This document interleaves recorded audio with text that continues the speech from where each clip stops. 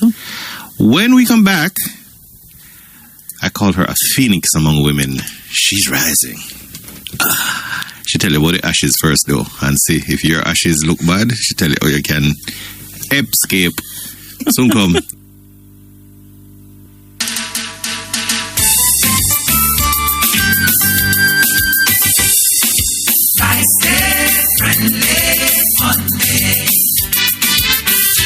Is the man, dreamer is the man.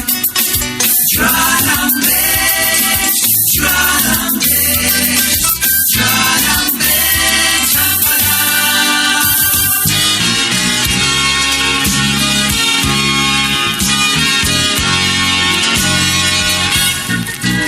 You may feel down and feel like God has somehow forgotten that you are faced with circumstances that you can't get through. Right now it seems that there's no way out. You're going under. God's proven time and time again, He'll take care of you. He'll do it again.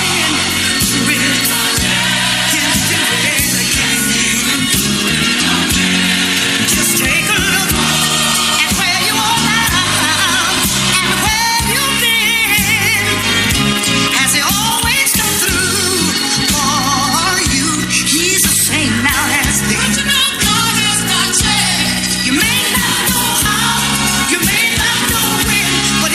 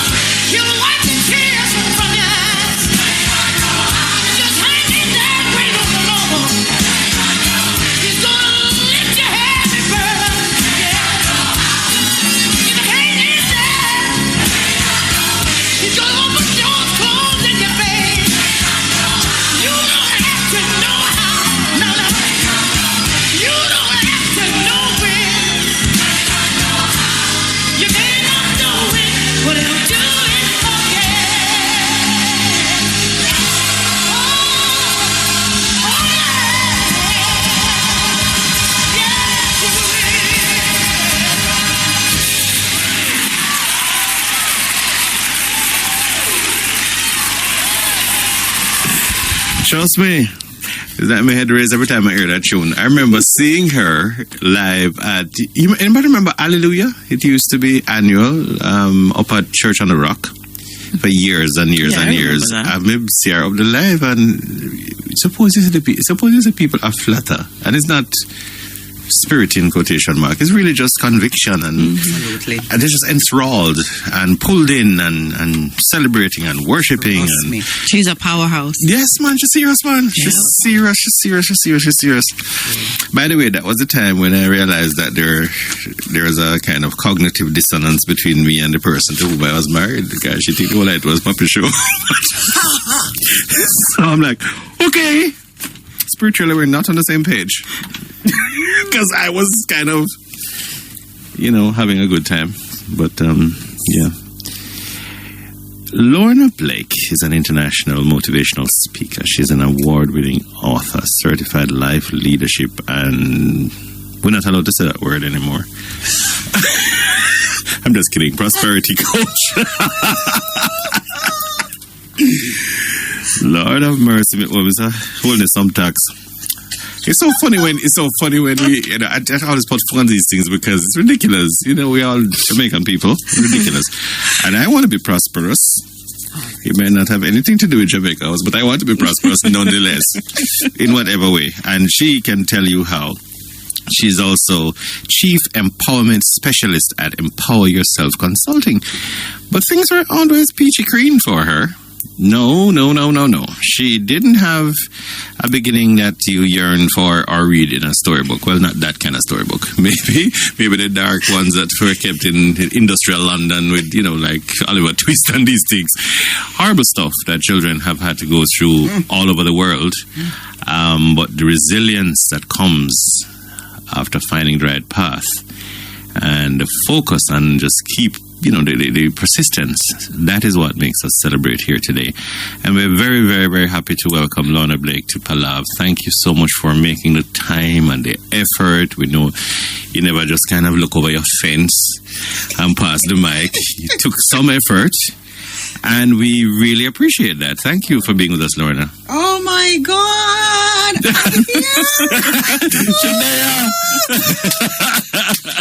Look, I can't even, I don't have words to describe to you what this means to me. Wow. To be live and direct in the studio with you today, talking to you about my life is a dream come true. And Fantastic. So I want to acknowledge you for reaching out to me and opening the opportunity.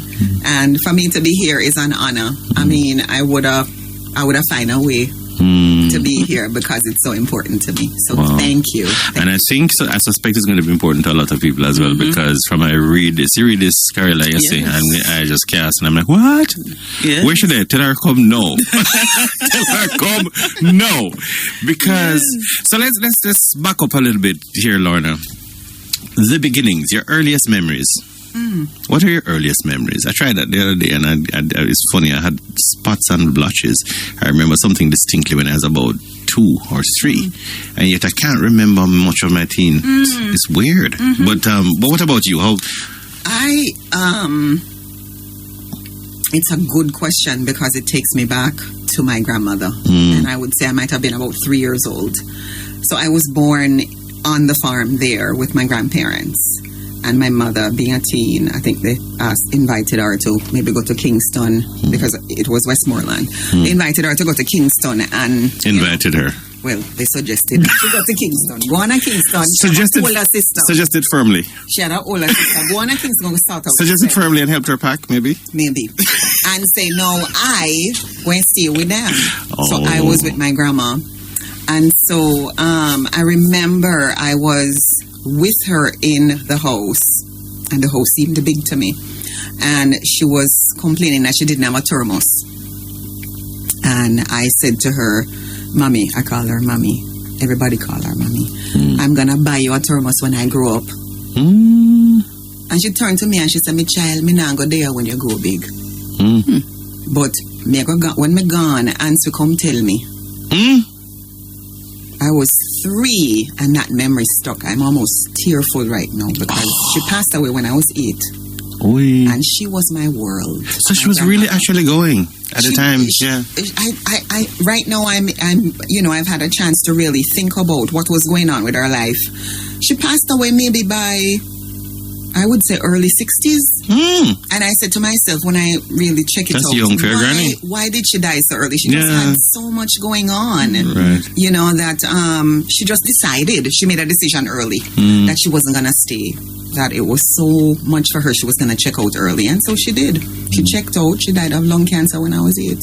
Wow. And then the devastation began. Why? So who was giving care at that time? When she passed, when I was 8, I had already moved to Kingston to be with Mom. And so it was a very challenging situation because my mother's situation wasn't stable. She had, and I'm going to come into some stories right here now where I'm going to preface it by saying, I am here today to help unlock and free us from some generational curse of shame.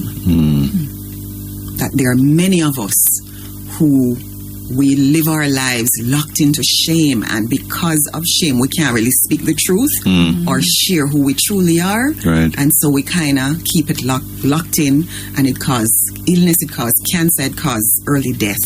My mom passed away early.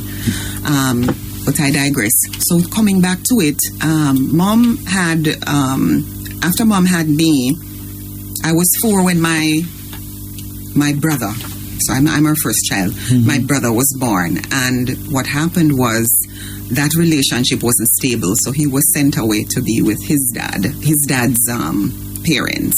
So he grew up with his dad's parents, his grandparents. And then Mom met, when I was 8, this man who really, he knew that I wanted a dad. And he made himself such that I trusted him. He endeared himself to me. He would stick up for me because my mom was very rough, very strict, and so physically she would hit me and all of that. And so he would come in and protect me. And during that time, he became my sexual abuser. And the same time my grandmother was dying, this man was sexually abusing me. So my world crashed. And you're how much? 8 years old. Wow. An 8-year-old picking don't make? So what I'm saying to you is I grew up right then.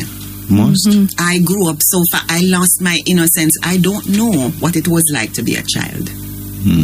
In the truest sense of the word, I became a woman. I had to be protecting myself because, for one thing, I wouldn't even tell my mother.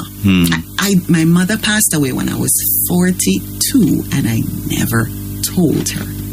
Oh. And why didn't I tell her, you might ask? Yes. I didn't tell her because by that time I had the chance to live abroad, where I got to have counseling at age 25. So I kept it secret for 17 years till I was 25, locked inside. And then when I saw a counselor, I shared it, and I got, I started to heal from it and come to, a place of peace in my life. I couldn't blame my mother. It's not her fault. Right. And I know that had she known, she would have blamed herself and probably caused herself unnecessary worry and stress. So I protected my mother from that. I wouldn't even let her know. Wow. But, I grew up fast. But it seemed like there's a common streak in who you are, though. If you're a little tata and you're telling your granny how she's going to buy your thermos, your mother going to be devastated, then you take it from. Yeah. It's like you're a serial giver. I mean, have you modified that a little bit? To a certain extent, but you're right. You're tapping into the truth of who I am. I've done a lot of different personality tests and whatnot. And one of the most recent tests I did has to do with prosperity. And I'm a nurturer by nature. So for me, I get my energy from giving to others. So if I want to be successful, so I'm talking a little bit about prosperity. If I want to be successful, I can't expect to do it by myself. But I'm not motivated to gain money just for myself. But if I know, say I have to help a lot of people, I will do all kind of things. I will get busy to make something so that I can be of service to others. So I've always had that. And it's a natural part of who I am. Yes. So you're very, very intuitive about stuff like that. Yes. Yeah, I'm a nurturer. And so, what is interesting? I feel nurturers because they're so rare. Is it really? Everybody want to take things. Even no matter how kind you are, they want to take things. You give them one and they want a dozen. And so I feel that. Oh, wow. I feel that right away. I feel, boom, she's one of them. She's one of us. Oh my. And I feel you. She's one of us. I feel you. She's one of us, yeah. We don't get motivated that much by things. By joy, by peace. By our experiences. By being of service to humanity. Yeah. Right. Travel, deep friendships, conversation. All of them. There's something there. Yeah. She's another one of us. Yes. Representing. Yes. Fantastic. Wow.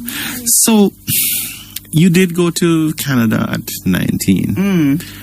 What happened between that tragic period when you lost your world, your grandma, your mother is just doing the best she can with what she have and putting the pieces together. And I get that. Yeah. Lots of women do that and sometimes, unfortunately, lose themselves in doing what is right, but they don't get to take care of themselves. And it's a tragedy. Wow. Because so many people, benefit from their work. Yes. Happily, more and more women are understanding that if I kind of stand up and do something and deal with the thing. So I'm happy to see that. But what happened from that period up to when you had to leave Jamaica? That period was an interesting one because I was being sexually abused between age 8 and age 11. Wow. So for 3 years, I was in hell in that situation, so to speak. And during that time, my mother and this man split. Right, they had a huge falling out. I don't know if I think mom wasn't able to work at some point, and it created huge friction between him and her, and he was gonna be physically abusive to her, and my mother wouldn't tolerate that, and so she moved. Good out, for her, right? She just moved out. Yes, and she never even knew where the next meal was gonna come from. She didn't have a job at the time, so during that time, Gerry, I'm saying I passed my common entrance, and my God, we struggled. We moved from Kling Avenue, Olympic Gardens to, I think, Pelican Parade to Waterhouse. And so I started high school at Waterhouse when I was living in Waterhouse. And there were days when I go home when I knew I wasn't going to have any food.